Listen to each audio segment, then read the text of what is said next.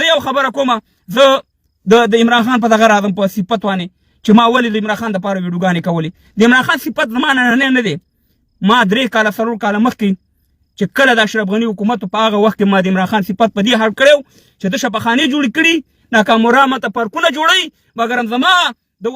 د وطن زورواکان جنګسالاران غصبګر دی یو نه شفاخانه جوړولی شي نه د عمران خان غونته هسپتال جوړولی شي او نه ناکامرا غونته کارونه کولی شي دا 3 کاله 4 کاله مخکې دا کړی ګورئ دا به تاریخ ولیکي تاریخ دا خبره مې یا ساته چې څوک زه اول دا خبر کوم چې څوک د باجوا او څوک د پنجابي فوج دشمنانی او د هغې په خلاف ولاړې دا خو عمران خان د قسم په خدای دی چې هر څوک د هغې په خلاف ولاړې موږ به هغې سره ودرېږو خو دا به تاریخ لیکي تاریخ چې کم پرتوګ او کمیس د عمران خان د دې فوج نه او د دې باجوا او د دې پنجابیانو نه ویستو قسم په خدای دی چې په 1000 کاله نور هم تېر شوی که دا کار چا کړی وي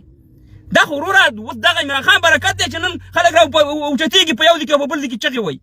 دا خو د عمران خان برکت دی چې سي مهربانه خلکو ته یو جرأت ورکړو او دا دې سره د پي ټي ایم د منظور پښتون خبرې چا نه اورېدي اوس د منظور پښتون خبرې هر یو سړی اوري مګر د عمران خان په وجه باندې د پي ټي ایم یا د نورو پښتنو ته جرأت ورکول شعور دا درو خبرې نه دي مګر تاسې وګورئ چې زه د پي ټي اي ورونو ته یم چې همدغه فوج په خلاف به چې موږ خبرې کول همدې د پي ټي اي ورونو به موږ ته کنځلې کولې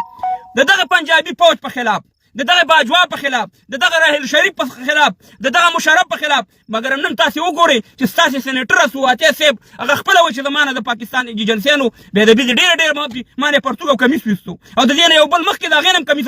نو چې ته ماته ووایه چې ستا د یو وزیر نه پرتوګ او کمیس وباسي ده به په باجوړ کې څه کړي ده به په دیر کې څه کړي ده به په سوات کې څه کړي ده به په وزیرستان کې څه کړي ده به په تیرا کې څه کړي ده به نور پښتانه پرېښي چې یو فوج اداره چې ته ورته اداره وې او ته ورته دغه وې ایسا وې چې هغه ستا د وزیر سره داسې کار کوي هغه سي مهربانه نور خلک پرېږدي نن ته وګورئ چې څه حال دی نن دا ګرنټي ویم چې عمران خان حکومت بیا نشي راتلی او دا جعلي شی هم دي د پاکستان پارلمان چې دی دا جعلي شی دی په دې انتخاباتو باندې ځانونه غولول دي دا 15 کاله وشو مخ ولېږي په دې شي باندې زه تاسو یم چې نه عمران خان بیا راتلی شي عمران خان به وګورئ د دې نه پس مراد سعید بدله گرفتاری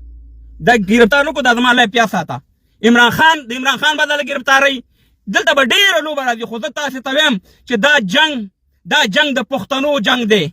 دا جنگ د پنجاب او د پښتنو جنگ دی که نن چېرته د جنگ خبره راله که تا د عمران خان په خوا کې پنجابیان ولیده دا د خدای راسي سندیان او کشمیریان او بلوچ ورسره ودرېږي نه همدغه پښتانه به ورسره ولاړي همدغه پښتانه به سي مهربانه هلته وګورئ عمران خان دا به ټول تښتي نو جنگ د پښتون او د پنجاب دی جنگ د ازادۍ او د غلامۍ دی او ازادي به دا وي چې ځان ته پښتونستان یا لوی افغانستان دا زما خبرې مې منه خو دا ځان سره ولګه ډېر داسې د ښکته پښتني ورونه دي چې ما ته لیکلي کړي ما ته میسجونه کړي چې ورور تا ته موږ کنځلې کولې تا ته موږ بد رد لیکل تا خو ټول رښتیا خبرې کولې نو زه ته نن رښتیا خبرې کوم چې جنگ دغه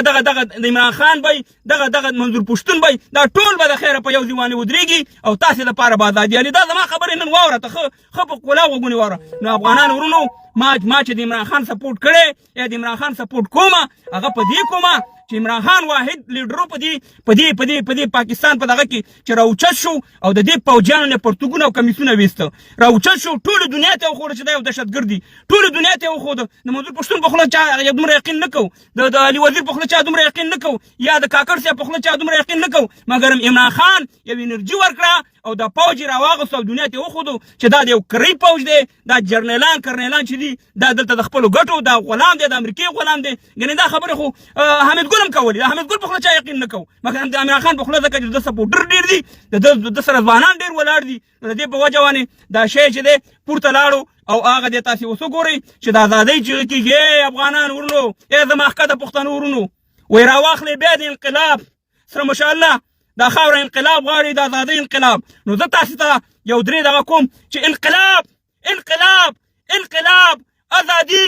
ازادي جوړېږي به انشاءالله لوی افغانستان یا ځان ته پښتونستان امو ته راباسي نه یوه خاوره یوه وینه انشاءالله دا د رجب سنګ اولاد دا باجوا او د پوجان به ان شاء الله تاسو غزلوي او ان شاء الله د بنگلاديش نه بردي بدترین حالات کوي ځکه دې هغه ظلمونه په سواد کې کړي چې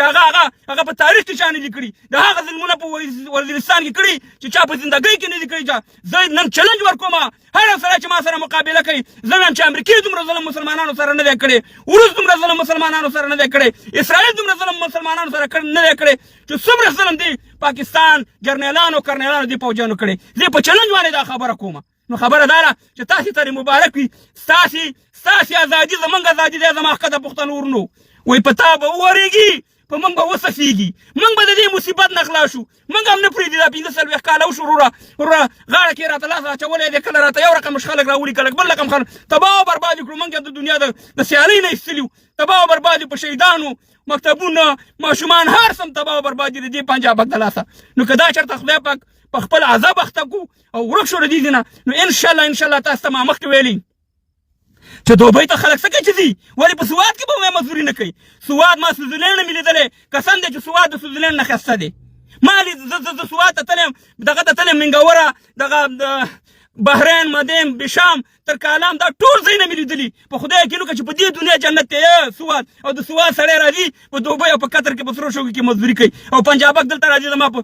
زما کورونو ته راننوځي او زما ماشومان او زما نو خبره داره چې د ازادۍ غږ اوچت کوي د خپلواکۍ غږ اوچت کوي ای پښتنو کله چې تنور ګرم وي نو ډوډۍ پکې پورې کېږي چې تنور سوړ شو بیا پکې ډوډۍ نه پورې کېږي بیا ډوډۍ که ور پورې کړه نښتې به ورو نه پخېږي او نه بچېږي همدغه وخت دی غږ وکړئ د خپلواکۍ د خپلې ازادۍ د وخت نه استفاده وکړئ او ویوه چې پنجاب د رجب سنګ اولاده 15 کاله یې زه غولولی یم دلته نن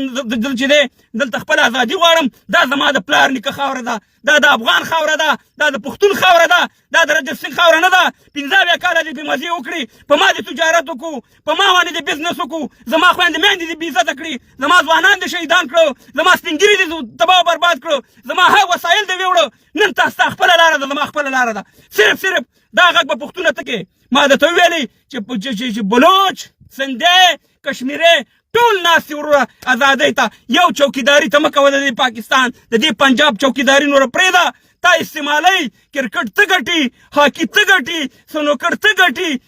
پیټم بم ته جوړې دی څه شی لري پاپړ په پاپړو په دالو باندې غولولی د خدای په لحاظ باندې نو خبره دا ده چې پښتنو ورونو راویښ شئ زما ښکته پښتنو ورونو که د هر تنظیم د هرې پارټۍ سره تعلق وي دا غږ وکړئ په خپلو مشرانو چې دلته موږ صرف ازادي غواړو موږ د دې چل ول باندې نور نه غولېږو یعنې قسم په خدای دی چې دا ګوره دی د رجب سنګ او د انګریز اولاد دی دا پنجابی دا دروانې په خدای راسي روس سره تابېږي دا کومو جلسو کې چې تاسې حصه اخیستې ده دا یو کس به وژني لس مه کېږئ شل مه کېږئ سل شي چې دې پنجاب ته ورمیږ مات کوي ټول په یو اتفاق او په اتحاد سره دغه وکوئ